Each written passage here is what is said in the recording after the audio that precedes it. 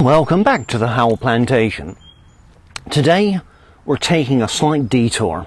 I'm going to describe a scientific experiment for you.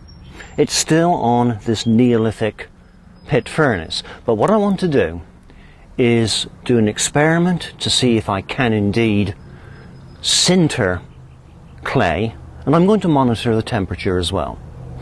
So what have we got? I've started the furnace off without you, I'm sorry, but I had to get it going early in the morning. Inside the furnace is this. It's a small piece of clay.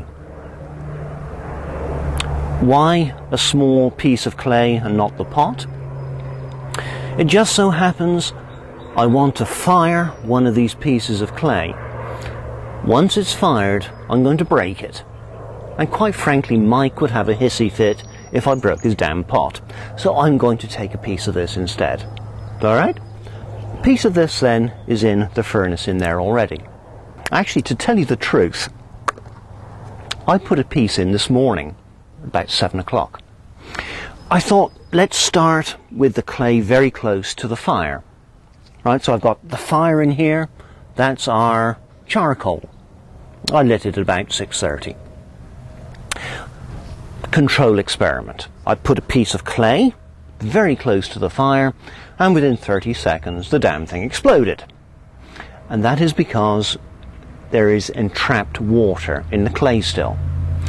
If you heat clay too rapidly, then that water will boil.